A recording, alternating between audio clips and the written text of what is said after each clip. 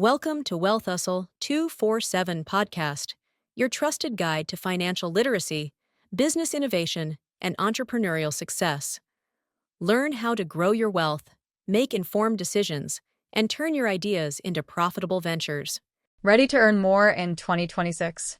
In this podcast, we break down 10 beginner-friendly side hustles you can start with little capital, simple skills, and real growth potential. Whether you want extra income or a path to financial freedom, these ideas are practical, future-proof, and actionable. Don't just watch, get inspired to start. Welcome back to The Deep Dive, where we take the sources you share with us, tear into the analysis, and deliver the knowledge you need fast. Today, we are unpacking a stack of high-impact research focused entirely on, well, a modern necessity. The new era of side hustles in 2026. It's a huge topic. It really is. And the documents we've analyzed, they frame this beautifully. They state that across the globe, and especially in developing economies, they even call out countries like Nigeria, depending on just one job, it's rapidly fading. It's an outdated model. The side hustle has fundamentally changed its role. How so? It's not just about covering dinner out anymore. It's about building genuine financial resilience, about creating long-term income pathways that can actually survive economic shocks. We're here to unpack that blueprint for a multi-income future. That's right. And our mission today is very targeted. We looked for the best side hustles, and the source material sets a really high bar. For any hustle to even qualify for this deep dive, it had to meet four non-negotiable standards. And you, listening, should really focus on these if you want to find something viable. What are they? Okay, 1, it must be beginner-friendly. You don't need advanced credentials to start. 2, low capital. You have to be able to launch it affordably. That's critical. Absolutely. 3, highly scalable. It must be capable of growing into significant, sometimes life-changing income. And 4, it has to be flexible. It must work around your existing job or life schedule. Got it. So we've distilled the top 10 recommended hustles from these sources, organized them by the type of work, and we're going to highlight the setup steps and, of course, the income potential for each.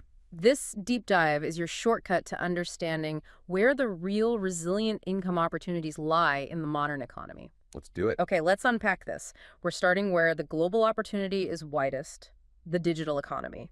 The continued expansion of remote work means every single business, from a massive corporation down to the smallest vendor, needs an online presence. So demand is just skyrocketing. Exactly. The first major category is freelance digital services. This is essentially selling a skill you already have, or, one you can learn quickly, to clients all over the world. So we're talking about things like writing, graphic design, video editing. All of that. Transcription, virtual assistants, social media management. If you have any kind of administrative, creative, or communication strength, there is a global market just waiting for you. And what's fascinating here is how low the barrier to entry truly is. The documents really emphasize that you just need to identify a core strength, create a simple portfolio, even if it's just samples you built yourself for practice, Right. and then register on these global platforms. You don't need a 4-year degree. You just need tangible, demonstrable value. And the platform variety is critical for resilience. You've got the giants like Upwork and Fiverr, but also People Per Hour and Freelancer. And crucially, the source material mentions platforms focused regionally, like Remote Africa. Which helps democratize access for everyone. Exactly. But let's pause on the money, because this is where the scale factor kicks in dramatically.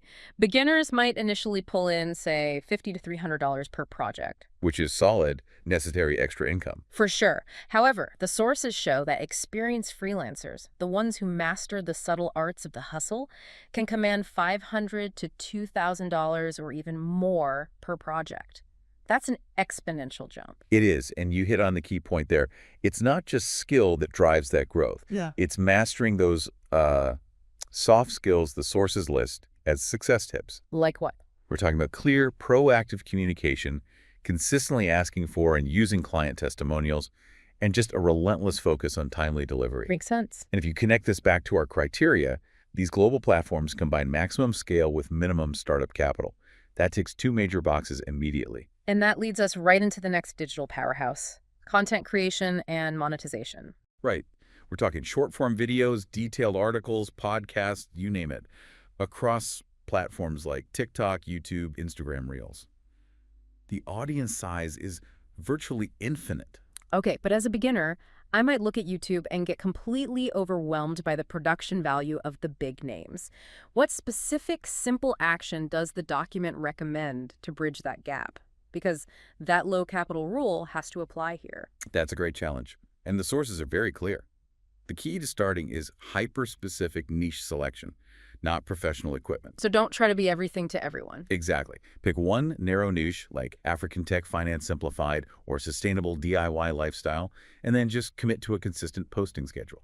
You learn basic editing with free tools like Canva, CapCut, or InShot while you post, not before. I appreciate that reality check. Perfection is the enemy of launch. Absolutely. So how do we make the money? Because relying solely on YouTube AdSense can take years. And that's the resilience factor.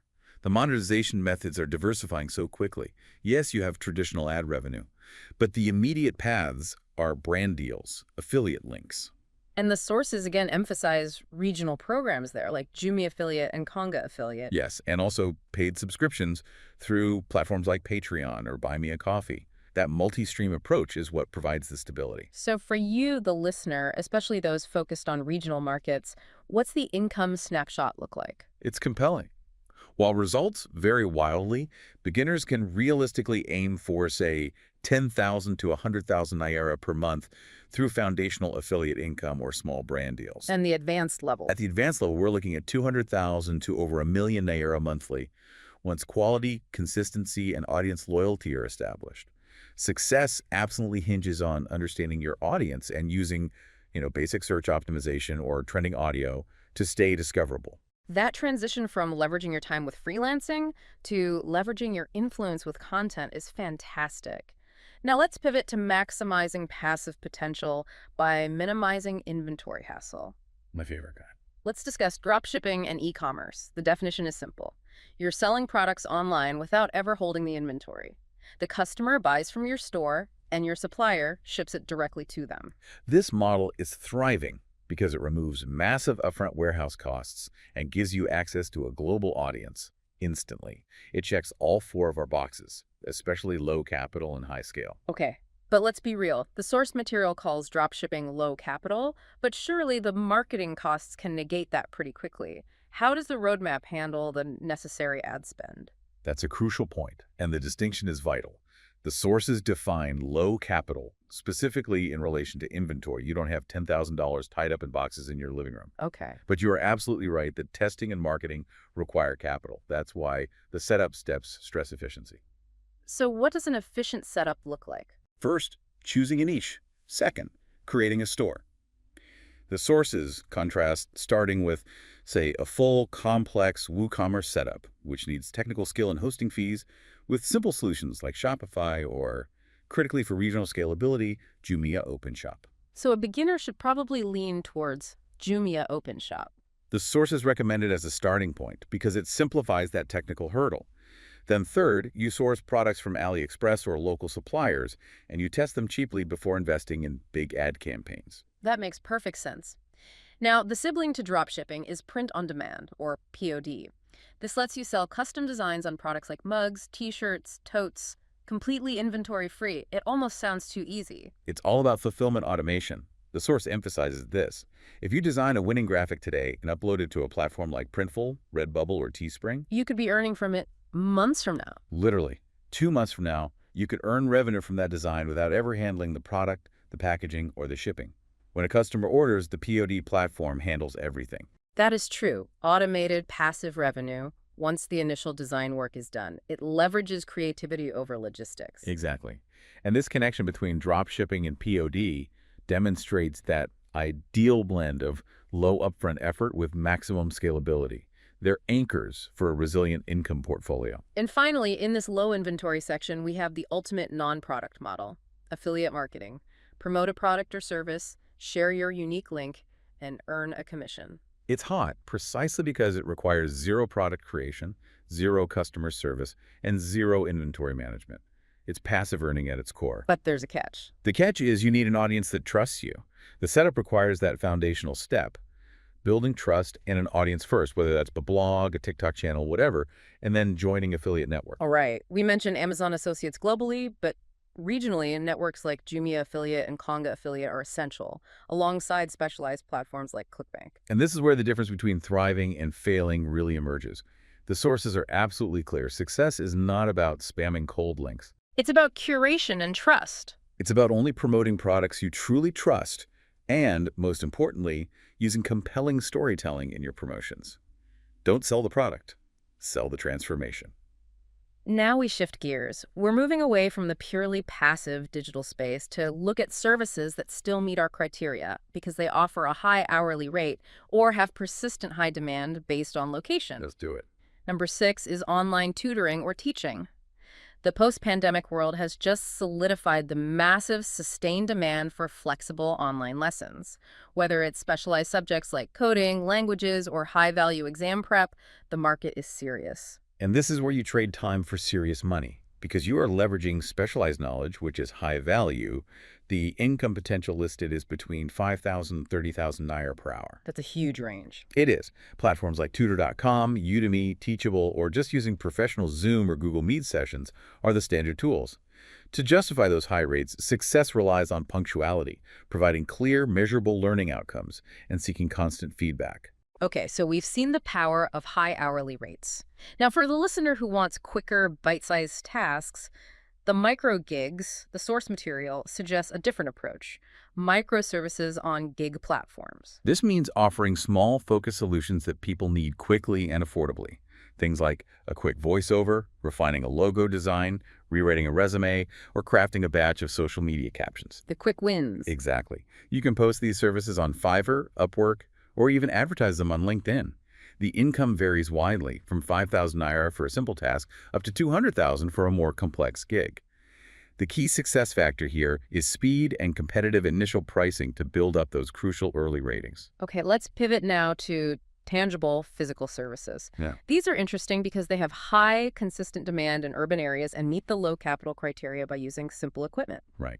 Number 8, a mobile car wash and detailing business. Why is this one so good for resilience? Low startup cost. You need buckets, sponges, soap, maybe a portable vacuum, combined with persistent high urban demand.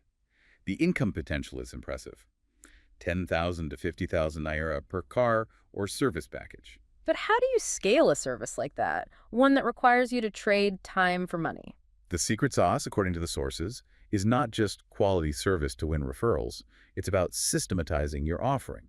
This means you have to aggressively upsell interior cleaning and, crucially, offer discounted weekly or bi-weekly subscription packages. Ah, so you turn unpredictable one-off jobs into resilient, recurring income. That's the key.